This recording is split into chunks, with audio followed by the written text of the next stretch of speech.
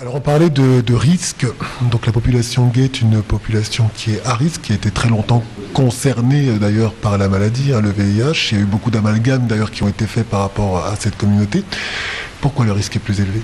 C'est une des premières communautés qui a été le plus frappée en fait.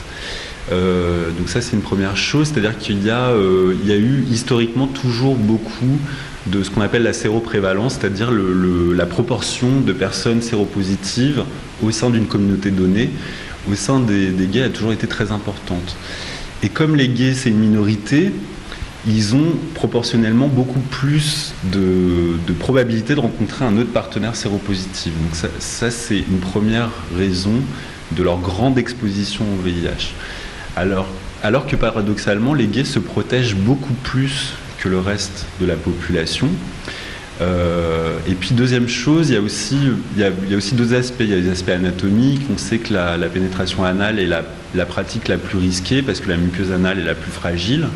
Et puis dernière chose encore, on peut parler également d'homophobie, où une personne évidemment qui est rejetée, qui est déniée, elle va moins facilement avoir des comportements préventifs en fait. Ça c'est un aspect plus, on va dire, socio-politique. Enfin, voilà, une personne qui est rejetée, forcément, elle va avoir moins envie de prendre soin d'elle-même.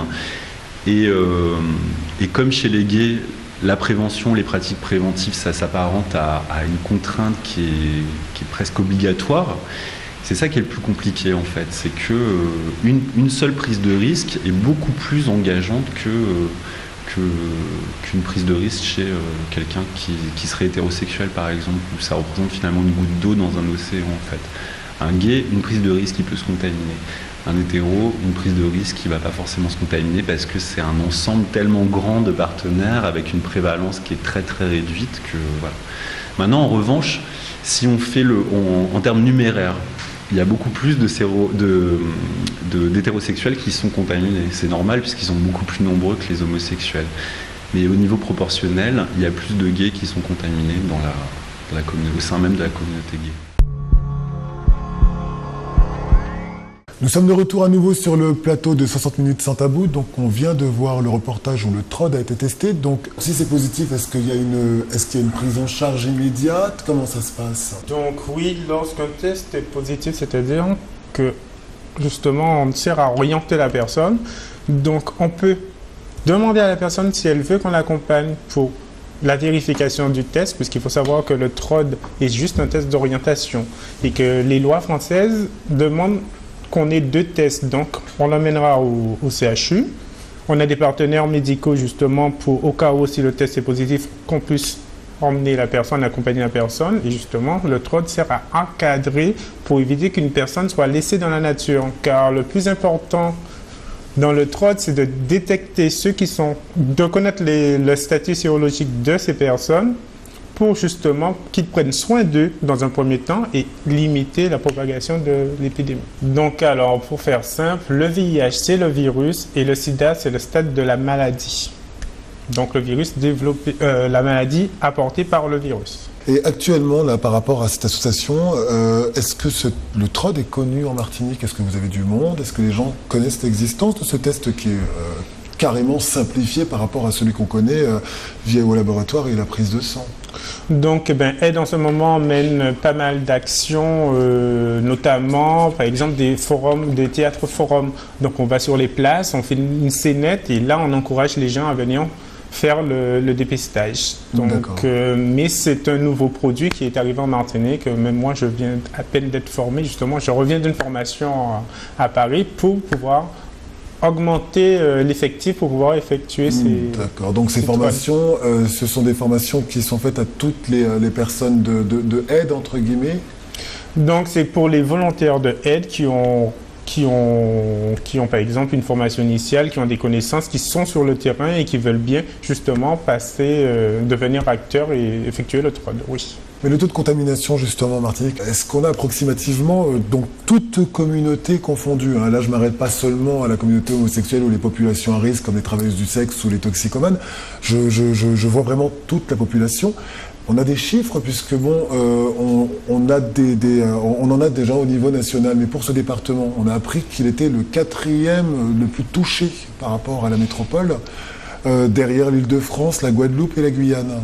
Oui, la zone Caraïbe reste quand même une zone où le virus est très présent et malheureusement, on a des difficultés à estimer, on va dire, à donner un chiffre précis puisque les gens ne se font pas souvent dépister par rapport soit à leur orientation sexuelle, sinon c'est pas dans les mœurs. Donc, d'où le fait que le TROD, avec l'ouverture non médicalisée du dépistage, on espère justement qu'il y ait du moins ce rapprochement de la population vis-à-vis du dépistage. Donc, par rapport aux résultats que va porter le TROD, il ne faudra pas non plus, c'est-à-dire les chiffres vont augmenter, donc on aura un peu plus de précision par rapport à ça.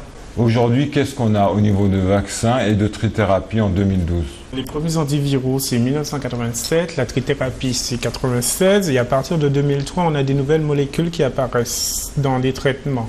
Donc, on est passé d'un traitement hyper lourd à un traitement plus allégé et plus adapté aux patients. Donc, mais comme tout traitement, que vous preniez un Doliprane ou quoi que ce soit, il y a toujours des effets indésirables. Mais sinon, là, le traitement lui-même, là, on a plus de choix dans la prise du traitement et de l'allègement, on va dire, entre guillemets, du traitement. Alors, la trithérapie, on l'a connue en 96, effectivement, comme le disait Hugues. En revanche, trithérapie, pourquoi et qu'est-ce qu'elle fait au virus, entre guillemets? Comment elle nous soigne, comment en tout cas elle nous maintient en vie quand on est touché par le VIH? Donc la trithérapie sert uniquement, principalement à bloquer le virus et à ce qu'il ne se propage pas dans le corps. Donc ce qui fait qu'on peut, justement, on ne guérit pas du sida, mais on peut en vivre. C'est-à-dire qu'on a le virus en soi, mais on devient moins contaminant, par exemple, et voilà, donc ça, on n'est pas au stade d'éliminer complètement le virus, mais on est au moins au stade de le bloquer et de l'isoler. D'accord. Et par rapport aux excès vaccinaux, on a vu une enquête qui avait été faite en Asie, en Thaïlande, où ils avaient testé 2 molécules différentes l'une après l'autre.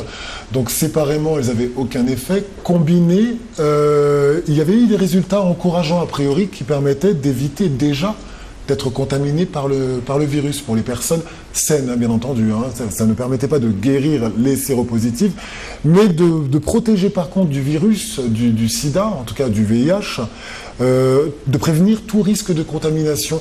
Cette recherche a été abandonnée ou est-ce qu'on en est maintenant parce qu'on n'en entend plus beaucoup parler? Ben là, je ne pourrais pas affirmer que le vaccin va être mis en place et qu'il sera valide. Tout ce que je peux dire, c'est qu'en ce moment, on attend le retour de la grande conférence qui est à Washington et c'est là qu'on pourra effectivement dire toutes les avancées qu'il y a eu et le bilan qui a été fait au niveau de Washington. Mais je ne peux pas d'emblée dire qu'on est sur la trace d'un vaccin qui va résoudre les problèmes.